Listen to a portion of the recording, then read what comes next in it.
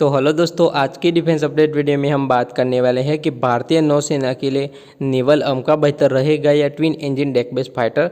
तो इसी के बारे में डिटेल से बताने वाला हूँ। तो नए हो तो प्लीज़ मेरे डिफेंस चैनल को सब्सक्राइब करें, बेल आइकन दबाना ना भूलें और कमेंट सेक्शन में जय हिंद जय भारत ज़रूर लिखेगा। तो आज की डिफेंस अपडेट वीडियो शुरू करते हैं। तो भारतीय नौसेना का दूसरा एयरक्राफ्ट कैरियर यानी कि आईएनएस विक्रांत बनके तैयार हो गया है और वो अभी फिलहाल अंडर सी ट्रायल में है।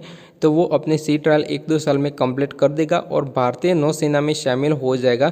तो अभी फिलहाल जो भारतीय नौसेना है वो किसी भी दूसरे देश से फाइटर जेट खरीदना नहीं चाहती।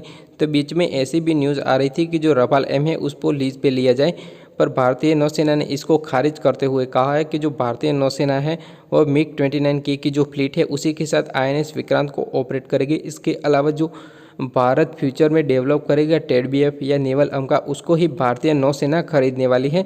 तो अब हम बात करेंगे कि इन दोनों में से कौन सा फाइटर जेट भारतीय नौसेना के लिए बेहतर रहेगा। तो सबसे पहले बात करते हैं कि जो भारतीय नौसेना है उसको कौन सा फाइटर जेट सबसे पहले अवेलेबल हो सकता है। तो जो twin engine deck based fighter है वो मैक्सिमम 5 साल में भारतीय नौसेना को मिल जाएगा, क्योंकि जो उसका कॉन्फ़िगरेशन है वो फाइनलाइज कर लिया गया है और जो डिज़ाइन वर्क है वो मैक्सिमम कंप्लीट कर लिया गया है और जो टेडबीएफ है उसके विंड टनल टेस्ट भी कंप्लीट कर लिए गए हैं। तो अभी फिलहाल जो नेवल अमका है उस पर तो बहुत ही ज़्यादा टाइम लग सकता है, क्योंकि उसका लैंडिंग गियर भी बनाना पड़ेगा। इसके अलावा जो इंटरनल वेपन वे है जो लैंडिंग गियर के कारण वो छोटा भी बन सकता है। तो अब नेवल अमका बनने में मैक्सिमम 8 साल या 10 साल तो लग सकते हैं। तो सबसे पहले जो टेडबीएफ है वो भारतीय नौसेना के लिए अवेलेबल हो सकता है। तो अब हम दूसरे पॉइंट की बात कर लेते हैं कि इन दोनों में से कौन सा फाइटर जेट भारतीय नौसेना को टेक्नोलॉजी के मामले में प्लस पॉइंट दे सकता है। तो अभी फिलहाल दुनिया की most of air force 5th generation के फाइटर जेट पे जा रही है। तो जो नेवल अमका है वो टेडबीएफ पे डेफिनेटली भारी पड़ने वाला है, क्योंकि जो भारतीय वायुसेना के लिए अमका डेवलप किया जा रहा है वो 5.5 जनरेशन का फाइटर जेट होने वाला है और उसमें कई एआई फीचर्स देने वाले हैं। अगर फाइटर जेट में कोई भी गड़बड़ी आती है तो वो तुरंत पायलट को सूचित कर देगा। इसके अलावा ऑटोमेटिक टेक ऑफ और ऑटोमेटिक लैंडिंग और ऑटोमेटिक रिफ्यूलिंग भी लगाया जाएगा। तो इसको थोड़ा सा मॉडिफाई करके भारतीय नौसेना में भी ये सिस्टम लगाया जा सकता है। तो जो नेवल अमका है वो डेफिनेटली टेक्नोलॉजी के मामले में तो टेडबीएफ पे भारी पड़ने वाला है। इसके अलावा भारतीय वायुसेना के पूर्व चीफ आरकेएस भदौरिया जी ने भी बताया है कि भारतीय नौसेना को नेवल अमका ही खरीदना चाहिए।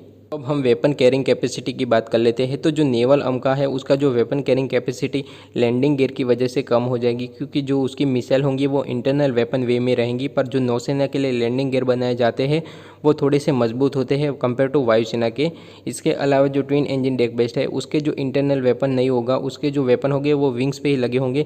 तो इसकी वजह से उसकी जो वेपन कैरिंग कैपेसिटी है वो ज़्यादा है। अब आप बात करोगे कि अमका पे भी जो वेपन है वो विंग्स पे लगाए जाएंगे। तो अमका पे अगर विंग्स पे वेपन लगाए जाएंगे तो 5th जनरेशन का मतलब क्या रहेगा। तो ओवरऑल देखिए तो भारतीय नौसेना को अगर 5 साल में नेवल अमका मिल जाता है तो भारतीय नौसेना के लिए बेस्ट रहेगा।